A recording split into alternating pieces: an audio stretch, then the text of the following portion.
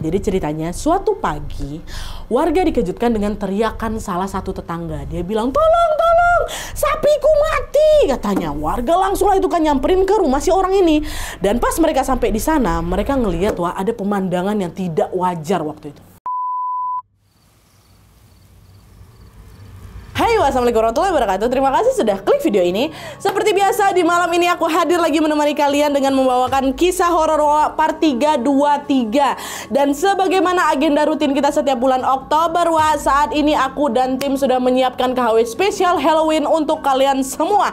KHW spesial Halloween ini akan tayang setiap Kamis malam dan juga Minggu malam. Jadi seminggu 2 kali KHW-nya di bulan ini. Untuk Selasa malam sama Sabtu malam jadwalnya tetap ada biografi, history, dan juga ada kriminal seperti biasanya ya. Dan spesial untuk Halloween tahun ini sesuai voting terbanyak kalian, aku akan bawain kisah horor Wawa yang bertemakan kisah-kisah jadul. Kisah jadul di sini adalah kisah horor yang dialami sama kakeknya Wawa, neneknya Wawa, bapaknya, ibunya, dan juga keluarganya Wawa yang berlatar belakang di tahun 1940-an sampai tahun 1990-an. Ini adalah KHW lama yang aku suka kali memang. Di bulan Oktober ini aku sama tim sudah menyiapkan 9 cerita dari tahun jadul yang berbeda-beda untuk menghibur dan juga menambahkan koleksi cerita horor kalian semua. Nah, untuk membuka rangkaian KHW jadul spesial Halloween malam ini, aku akan menceritakan peristiwa horor yang terjadi di kampung kakeknya Wawa pada tahun 1960-an, lalu berlanjut sampai ke generasi bapaknya Wawa di tahun 1970-an, Wak. Kejadian horor itu nggak cuma menghantui kakek dan bapaknya Wawa aja, tapi juga meneror seluruh warga kampung sampai bikin hidup warga kampung nggak tenang saat itu. Kira-kira apa yang terjadi di sana? Ya kan, jadi tanpa berlama-lama kita langsung masuk aja ke segmen pertama dari KHW jadul Oktober ini. Check it out.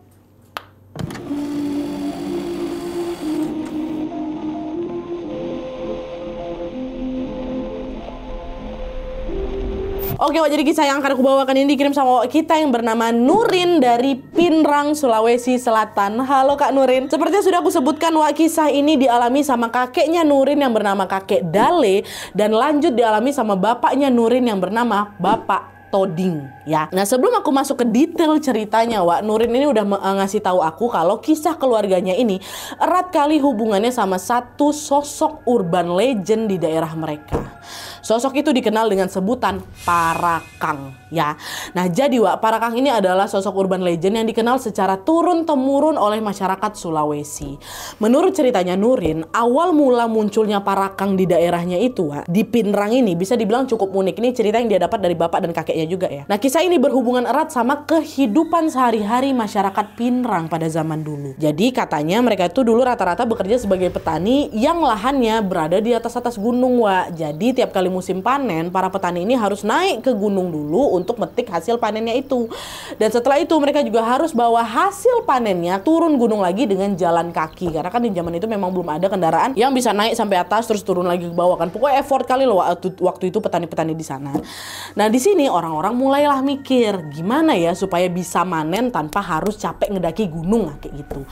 Dari pertanyaan itulah muncul bisikan untuk mencari jalan pintas, Pada saat itu mulai ada nih orang-orang yang nekat bersekutu sama jin dan belajar ilmu hitam yang dikenal dengan nama Tareka. Ilmu Tareka ini kemudian mereka gunakan untuk berpindah ke suatu tempat dalam sekejap. Jadi konsepnya macam teleportasi gitu loh, Jadi siapapun yang pakai ilmu itu nggak perlu tuh capek-capek naik gunung, turun gunung lagi, nggak perlu karena pakai ilmu itu. Jadi bisa dibilang awalnya ilmu ini dipakai untuk memudahkan hidup mereka. Awalnya kayak gitu. Tapi yang namanya manusia kan seringkali nggak pernah puas kan, ya. Lama-lama ada juga nih yang mikir, kalau ilmu itu bisa buat bantuin panen, harusnya ilmu ini bisa juga dong untuk bikin kita kaya raya. Dari situlah segelintir orang mulai tergoda untuk memakai ilmu hitam ini untuk mencari kekayaan dan juga pesugihan, Nah, orang yang pakai ilmu hitam untuk pesugihan ini biasanya akan berubah menjadi sosok jadi-jadian yang disebut itulah tadi parakang. Dan yang perlu Nurin tekankan di sini, parakang ini bukan makhluk gaib ya, tapi manusia biasa yang kelihatan kayak orang hilang kendali gitu.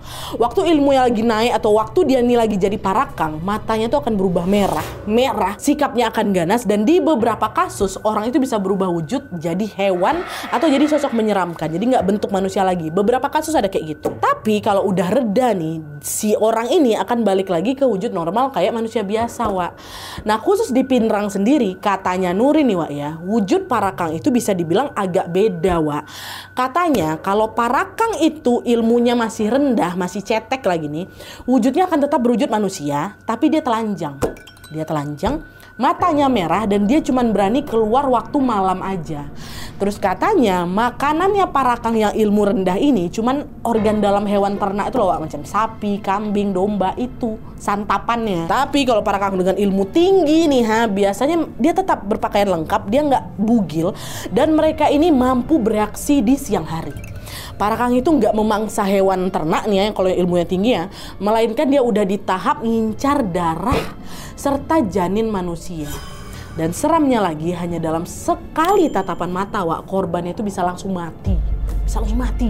Ditengok sama si parakang ilmu tinggi nih. Diingat-ingat di sini, ya, kalau parakang yang ilmunya rendah, biasanya dia bakal tanpa busana dan ngincar hewan ternak, sedangkan parakang yang ilmunya tinggi, dia masih berpakaian lengkap dan dia ngincarnya manusia. Ya, Nah, kisah yang akan aku ceritakan ini, kisahnya kakek Dale dulu nih, kakeknya Wawa yang pernah bersinggungan sama kedua jenis parakang itu, baik yang ilmunya rendah maupun yang ilmunya tinggi. Yang jelas kedua juga sama-sama menyeramkan, dia. Dan di sini tanpa mengurangi rasa hormat, untuk memudahkan ceritanya, aku akan menyebutkan nama kakek langsung atau nama tokoh-tokohnya langsung, ya. Kita mulai.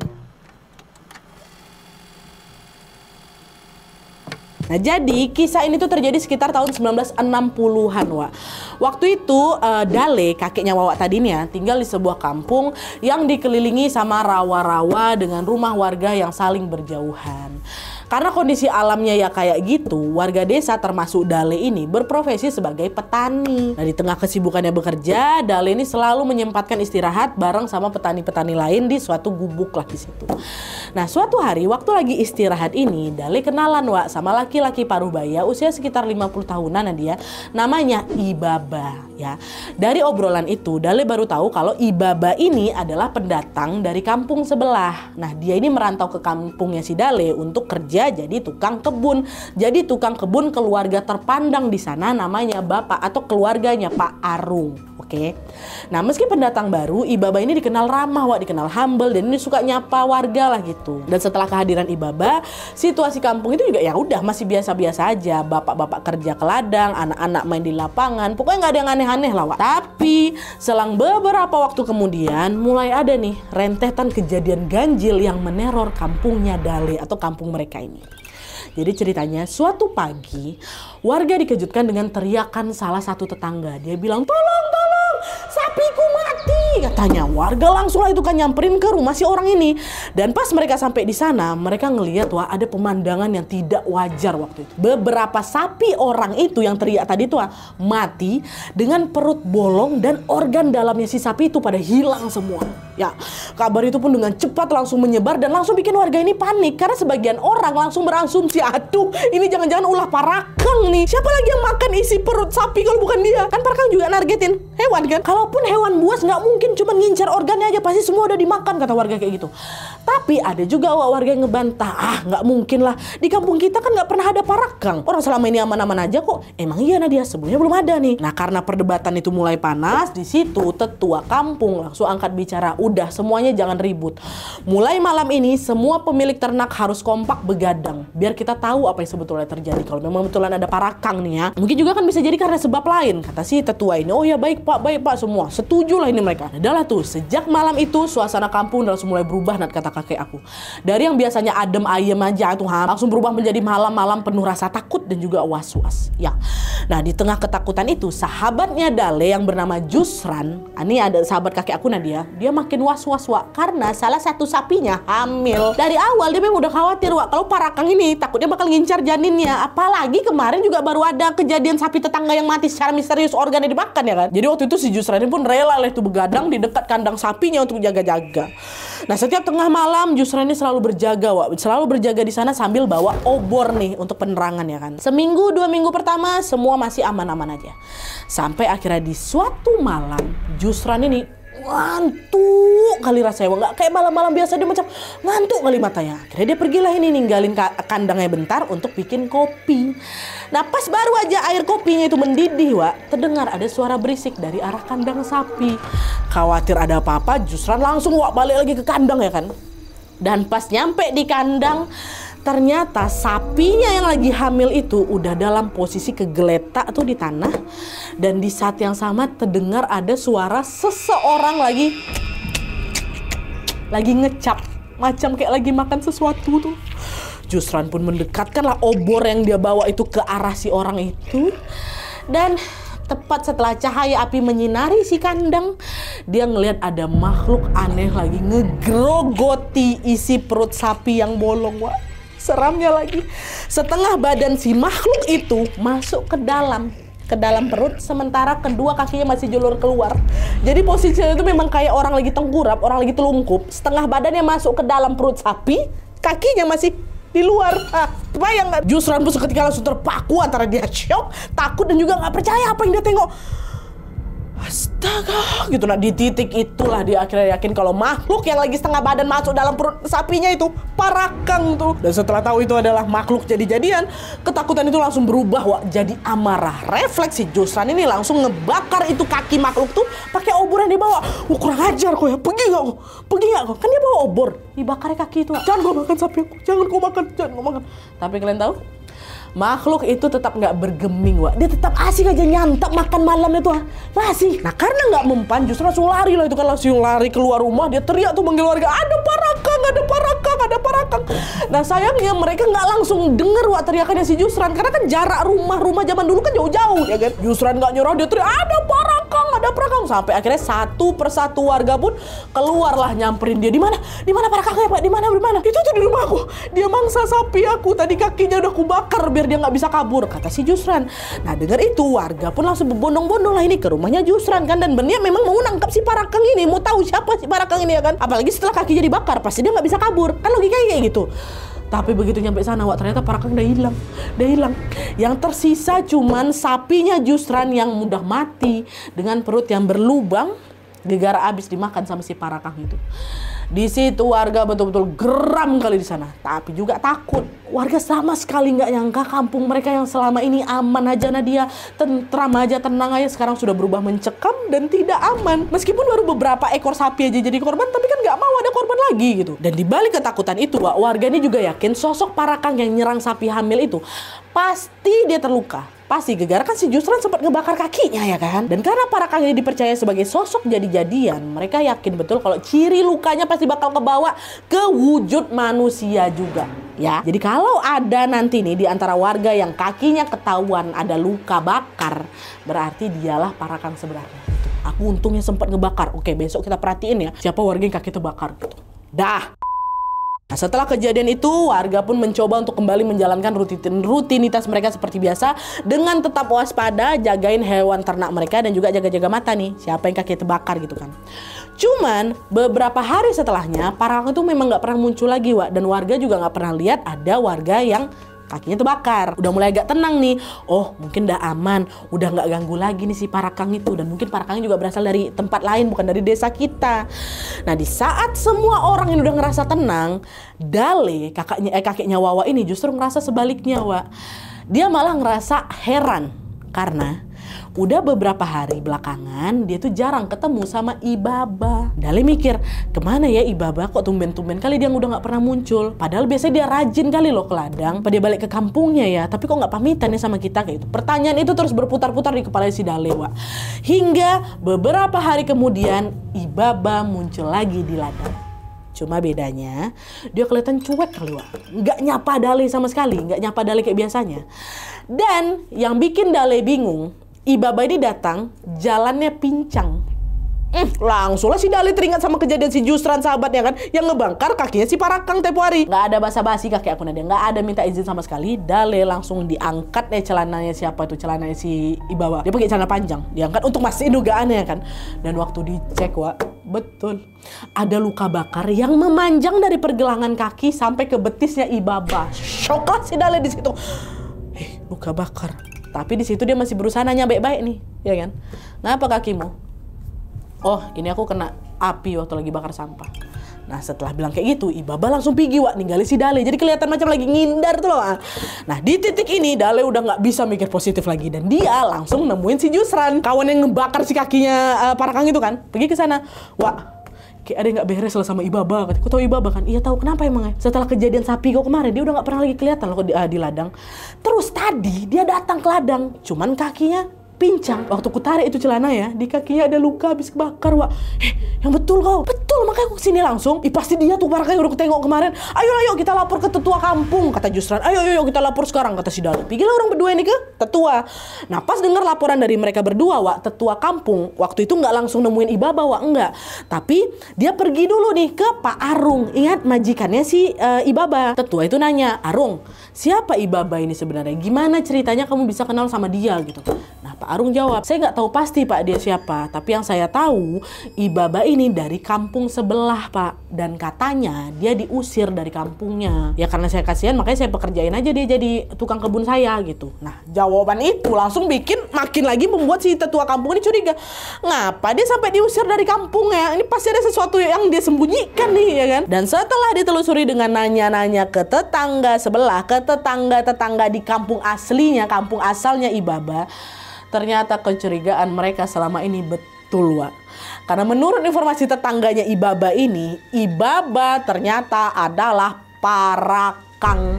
Tapi Parakang dengan ilmu rendah, Wak. Karena kan nyasarnya hewan ternak, ya kan? Parakang dia. Tetangganya bilang dulu waktu di kampungnya itu, Ibaba pernah kegep, Wak, makan organ hewan ternak dalam wujud Parakang itulah. Nah, karena itulah warga di sana takut kan, dia usir lah si Ibaba ini dari kampung itu. Dan selain itu, Wak, hampir seluruh warga di sana juga nandain keturunan-keturunannya Ibaba. Kenapa ditandain? Karena sebagian besar ilmu Paragang ini, Wak, katanya Wawa dan kakek bapaknya, ini pasti bisa diwariskan ke generasi berikutnya, ke anak-anaknya, ke cucunya, dan seterusnya. Itulah kenapa Dale dan juga warga lainnya berhati-hati kali, Wak, sama keberadaan si keluarganya Ibaba ini. Dan akhirnya Ibaba pun diusir dari kampungnya Dale lagi. 2 kampung yang ngusir dia gara-gara ketahuan Parakang. Suasana di kampung itu pun akhirnya kembali tenang tanpa ada teror Parakang yang makan hewan ternak lagi, Wak. Betul, setelah Ibaba tuh diusir, dia udah nggak ada lagi hewan ternak yang kenapa-napa. Tapi sekitar 10 tahun kemudian, di saat Dale sudah berkeluarga dan dia juga sudah punya anak, teror Parakang ini kembali muncul lagi di desa itu. Dan kali ini teror Parakang ini juga disaksikan langsung sama anak laki-lakinya Dale, yaitu Toding, which is bapaknya Mbak Wawa nih. Sekarang kita baru lanjut ke kisah Pak Toding. Nah, jadi, Wak, di tahun 1970-an itu Toding ini masih berusia remaja. Di zaman itu dia punya teman baik yang seumuran sama dia, namanya Rudi. Hampir setiap hari Toding nih sama si Rudi ini selalu main bareng, Wak, dan hubungan mereka juga baik-baik kali lah, akrab kali. Sampailah pada suatu hari Rudi sama si Toding ini main-main di dekat rumah seorang warga yang namanya Kakek Aras. Pas tahu mereka main dekat sana, Pak Dale nih, bapak Toding langsung negur, "Nak, besok kok jangan lagi main ke sana ya. Terserah lah, aku mau main kemana terserah, bapak nggak ngelarang. Yang penting jangan pernah lewat dan main di depan rumahnya Pak Aras lagi." Ditanya sama Toding, "Loh, emangnya kenapa, Pak? Aku aja nggak tahu kakek Aras tuh yang mana. Pas main ke sana juga rumahnya sepi terus kok, Pak." Dan FYI, waktu itu Toding ini memang nggak pernah ketemu langsung sama kakek Aras maupun sama keluarganya kakek Aras. Katanya di rumah kakek Aras itu tinggal berempat, Wak. Ada dia, ada istrinya, ada anak perempuannya namanya Tenriani, dan ada menantunya namanya Labo. Yang waktu itu si Labo ini udah berusia 40-an tahun. Nah, meskipun keluarga mereka ini kayak keluarga biasa aja, ternyata ada rahasia besar yang mereka sembunyikan, Wak.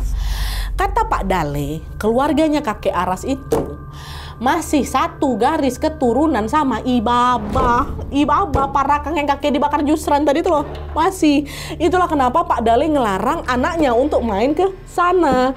Dan nggak cuma itu aja, Pak Dale ini juga cerita kalau warga itu sebenarnya udah tahu kakek Aras sama keluarganya ini keturunan Parakang. Udah tahu, cuman warga juga nggak bisa berbuat banyak. Karena apa?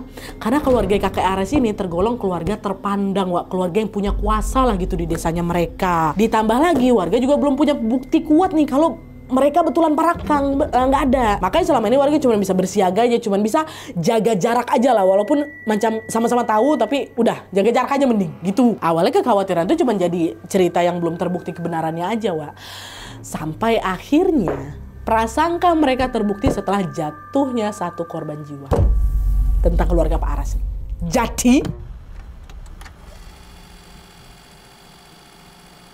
Jadi ceritanya, akhir-akhir itu Rudy, sahabat dekatnya Toding tuh loh, mendadak sakit.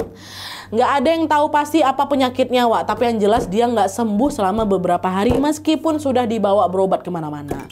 Nah lalu suatu hari pas baru pulang dari ladang, Pak Dale sama si Toding lihat rumahnya si Rudy ini lagi dikerumunin warga. Pak Dale langsung ngomong, "Bapak ngecek ke sana dulu ya. Kamu tunggu di sini, nggak usah ikut." Kata, "Aku mau ikut juga, Pak. Kan Rudy juga temen aku khawatir sama dia." Kata Toding, "Udah nggak usah. Takut nanti di sana ada bahaya." Udah pergilah itu si bapak. Tapi si waktu itu si Toding ini masih kekeh, Wak. Dia pengen ikut juga. Dia tetap jalan tuh di belakangnya Pak Dale menuju ke rumahnya si Rudy.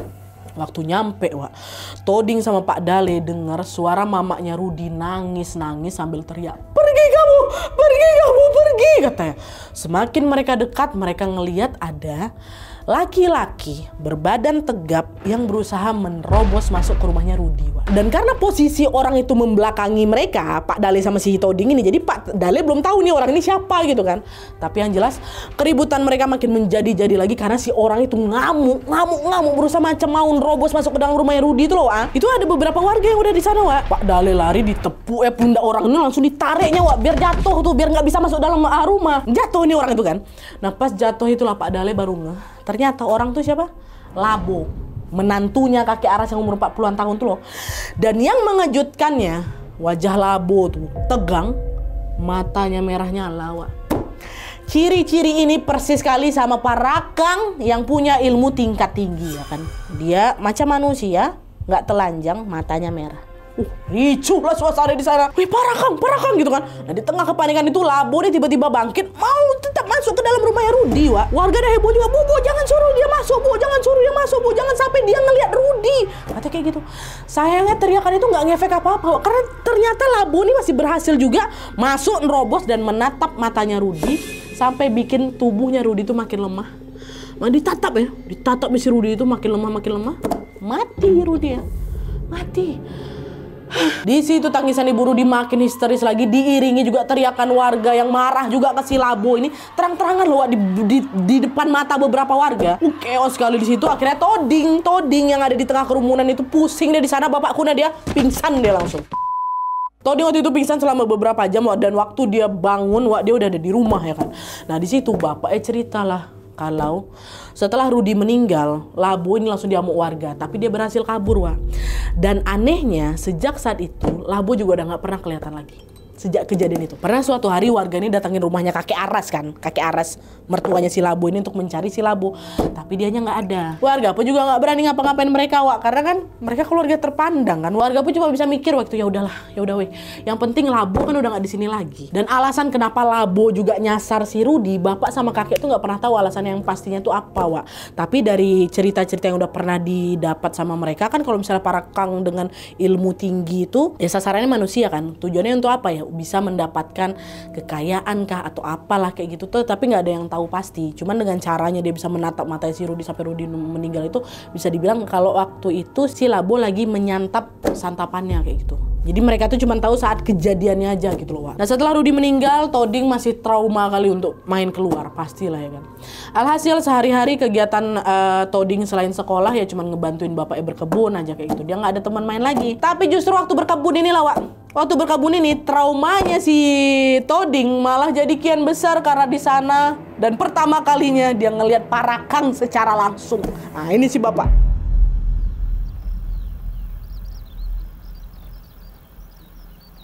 Jadi ceritanya Wak, hari itu Toding lagi nemenin bapaknya panen pisang dan juga buah kelapa di ladang ya kan. Nah panen gitu. Nah selesai panen mereka pulanglah dan membawa hasil panennya di boncengan sepeda. Jadi Pak Dale itu nuntun sepedanya, terus Toding megangin hasil panen yang ditumpangkan ke atas boncengan gitu kan. Awalnya semua baik-baik aja tuh.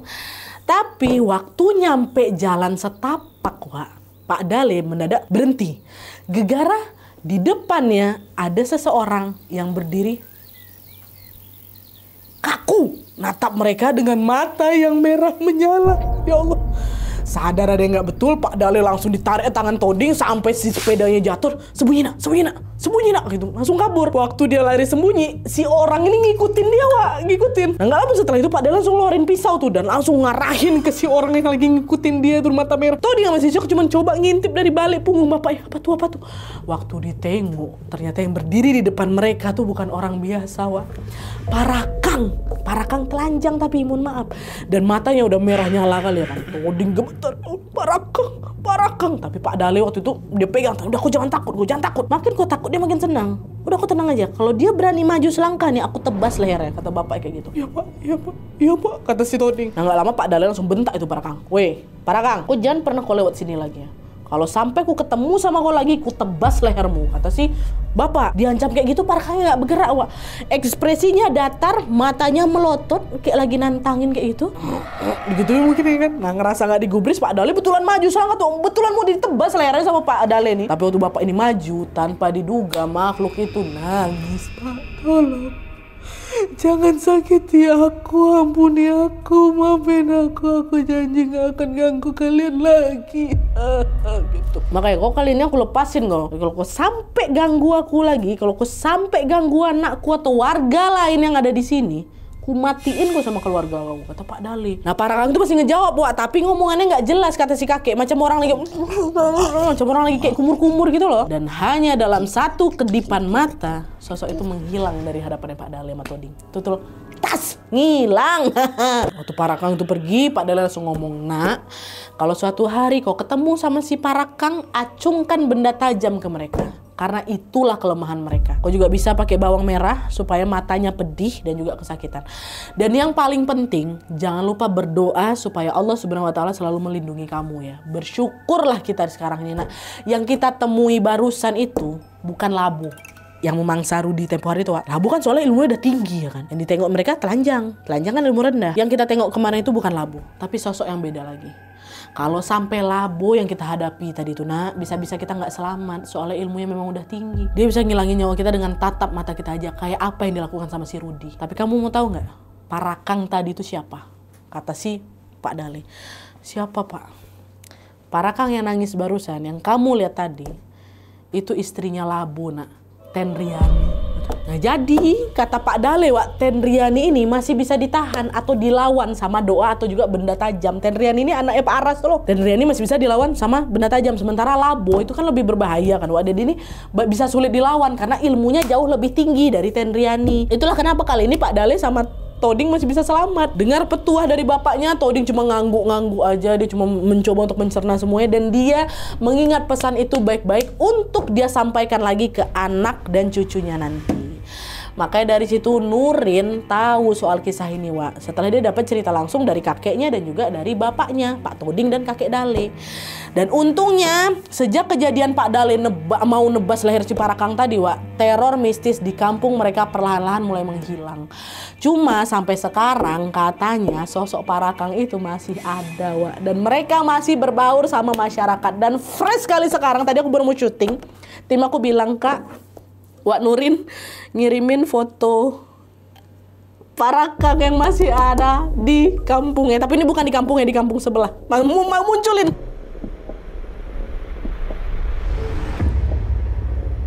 Dia lagi foto adiknya, terus nggak sengaja kelihatan ada Parakang kok. La haula wala quwata illa billah. Ini kejadian 2024 di fotonya.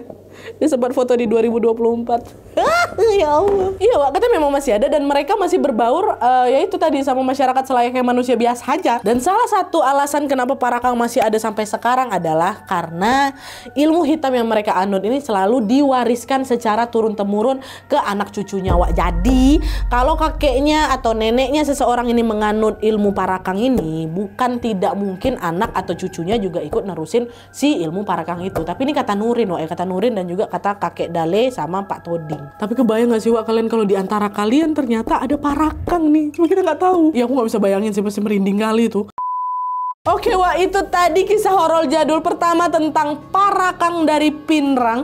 Kalau dipikir-pikir kisah horor zaman dulu tuh memang vibes horor beda gitu kan, Wak? Ya kan? Kalau ditarik benang merahnya, ilmu hitam tuh selalu membawa sisi tragis di baliknya kan, Wak, ya. Soalnya bisa jadi keturunan mereka nggak mau ikutan tuh punya ilmu hitam, tapi terpaksa nerima semua itu, termasuk juga konsekuensi yang dilakuin sama leluhur atau terdahulunya. Nah, buat Wawa nih khususnya yang dari Sulawesi, kalian pasti lebih familiar ya kan sama cerita-cerita kayak gini, sama cerita soal parakang. Ada yang pernah dengar kisah parakang langsung dari orang tua kalian nggak, Wak? Atau dari tetua kampung, atau dari kakek nenek kalian nggak? Atau mungkin masih ada nih kejadian-kejadian serupa yang jadi buah bibir soal parakang sampai sekarang? Coba ceritain di kolom komentar di bawah, Wak, ya, biar kita bisa tahu versi kalian juga. Dan kalau memang masih betul nih ada parakang di zaman sekarang, ingat pesannya kakek Dale, Wak. Acungkan benda tajam atau kasih dia bawang merah. Dan pastinya jangan lupa berdoa kepada Allah Subhanahu wa Ta'ala, Wak, ya.